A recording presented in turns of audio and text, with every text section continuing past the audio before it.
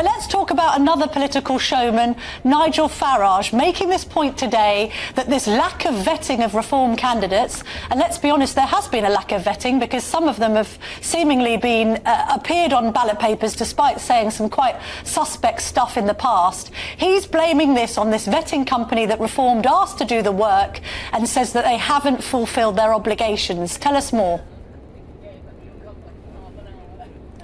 That's right. Well, Nigel Farage, I've been following him in elections since 2010, 2015. He absolutely hates this. He's being judged on the private behaviour of other candidates who he knows nothing about. And it happened in 2015 when dossiers emerged about previous social media posting, internet comments by his candidates, and they're all blamed on him as leader.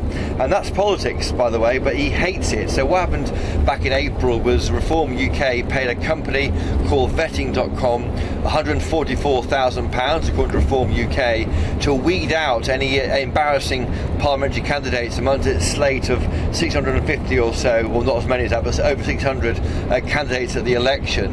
The contract was paid out, but vetting.com has admitted that the early election meant they couldn't do all the vetting they wanted to do. They couldn't get the details of dates of birth, the agreement to look at personal data, to check who they've liked on Twitter or Facebook or any other social media platform, and that has caused some embarrassment for the Reform UK party. Just today you heard Nigel Farage being quizzed about remarks about Hitler and saying that did we need to fight against the Nazis back in the Second World War. I think tonight another newspaper is saying that another one of the candidates suggests that the king is controlled by some shadowy cabal from Davos. So these are awkward things for Nigel Farage to deal with. He doesn't like it, he hates it. He's now in a battle with this company called vetting.com, which Reform says it paid to do the vetting. For its part, vetting.com, and there's a further twist to it, that it's founded by a former advisor to Boris Johnson. Vetting.com, for its part, says this advisor is politically neutral, and so is the advisor who set up the company. They're saying that they did their best to try and check on the details. We don't want to litigate this in public, vetting.com say, but they do send Reform our best wishes as they shake up the UK political landscape. So a battle between this vetting company and Reform UK over an embarrassment caused by these candidates. Christopher Hope, thank you very much. Safe journey home on that Conservative battle bus. Loving your work as ever. Thank you very much. Joining me now to discuss this and other matters, electoral and otherwise, is the former Labour MP and former Defence Secretary under Tony Blair, Geoff Hoon. Lovely to have your company this evening, Geoff. Thank you very much for joining me. Good evening. First of all, I'm quite intrigued actually by what you make of Nigel Farage in general. You would have encountered him during your political career. He's staged this comeback. What do you make of him on this electoral campaign? I met him in Strasbourg when I was the Europe Minister. He certainly seemed to enjoy the life in Strasbourg, even if he didn't like the European Parliament much. He led a strange group. I'm not a golfer, but my distinct impression was that they had moved straight from the golf club to the European Parliament, elected for UKIP. He clearly was head and shoulders above them. He was articulate and capable and very thoughtful, and that was an interesting exercise in meeting someone who'd frankly been elected to the European Parliament, even though he hated the whole place. Yes, but then do you see his worth as a political campaigner now? I mean, it's interesting, a lot of people wrote him off after the Brexit result. They said, well, that's a done deal. Brexit has been done. Boris Johnson promised to deliver it. Whether you think that he did that or not is perhaps a moot point.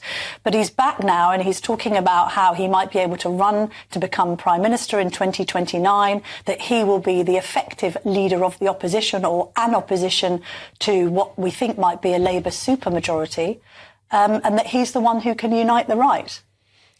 It's not for me to comment on events on the right of the political spectrum, except that I think it highly unlikely that the party he leads are going to win more than a handful of seats. Even if they were to achieve, say, 20% of the poll, the chances are that will not win them many seats because their vote is spread so thinly across the country. Therefore, I think he's being typically vainglorious about his prospects for the future. I suspect if they don't win many seats, he will disappear yet again. He's got a habit of popping up and then disappearing when things don't quite go according to his plan. He said he's in it for the duration and for the next 5 years. Do you not see reform as a threat to Labour, particularly in the Red Wall, as much as the Tories? It certainly was in the past. I think that has changed. I've been doing a lot of canvassing, door knocking in the Midlands and indeed down here today. I'm pretty confident that those people who supported him in the past have returned to Labour because I've seen the effect that the Conservatives had in those constituencies.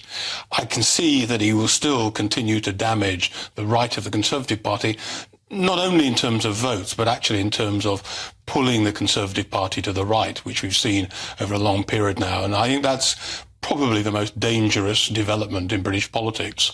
I just bumped into Michael Portillo, and it seems astonishing that the centre ground of the Conservative Party has all but disappeared. And I think that's very dangerous for British democracy. I like the idea of you speaking to Portillo, two former defence secretaries together. And by the way, you're staying on because after the break we're going to be discussing sort of foreign affairs and I'm going to get you to put your defence hat back on for that. But for now, let's have your Labour hat on, if you don't mind.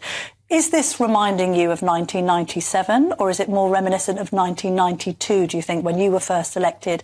And I say that because Farage has described Starmer as Blair without the flair. He hasn't got his personality and charisma, and there isn't that buzz on the streets that there was in advance of the 1997 election. Would you agree with that? I would agree with that, but I think the circumstances are very different. And funnily enough, following on from your conversation about Boris Johnson, the one thing that cuts through on the streets are people not wanting to see a return of either Boris Johnson or Liz Truss. They have been hurt and damaged badly by the extreme policies that the Conservative Party pursued. And it's not something that you expect to get when you knock on doors, but it's come through very, very strongly in this campaign. And therefore, I just don't see how the Conservatives begging Boris to return can do them any good, other than perhaps shoring up in safe seats already. But is it a good thing for Starmer that he's winning this election by default? He's winning this election not necessarily on the back of some enthusiasm for him or his leadership or indeed his policies, but just because people are so fed up and angry with the Tories? I don't think it's that. I think actually he demonstrates a degree of caution, which the British people welcome. I think he demonstrates a degree of competence, which after recent prime ministers is something that most people welcome. I mean, people have said to me, oh, he's not exciting enough. But then on the doorstep, people have said, well, we've had excitement. We've had people on zip wires flying around, falling off and not making it to the end. We've had the disaster of Liz Truss and a dreadful budget. The reality is I think people are looking for a degree of stability, which I think he exemplifies. But he's not the statesman that Blair was, is he? And also he might have a cabinet which is filled with people who have been doubtful on, you know, renewing Trident and been pretty left-wing in their approach to defence and security. That must worry you as a former defence secretary. My recollection, actually, is all these things were said about Tony Blair prior to the 1997 election. Was he serious? Was he a heavyweight politician? Could he deal with all of the crises in government? And he demonstrated overwhelmingly that he could. And of course, one of the advantages that Keir Starmer has is he run, in effect, a government department. He's taken some really difficult decisions as DPP. So I don't think he'll be fazed by government. And again, I strongly supported Tony Blair. I was privileged to be part of his government. Starmer did prop up Corbyn as a former co-chair of the Stop the War coalition. Well, I think he's given some explanations for that already, and I'm not going to try and do better than he's done. But the reality is, all of these things were said about Tony Blair before 1997, and the reality is he demonstrated what a great Prime Minister he was. But it took him time. He also has written that the first 12 months or so were very difficult. I actually think Keir Starmer is better prepared than we were in 1997.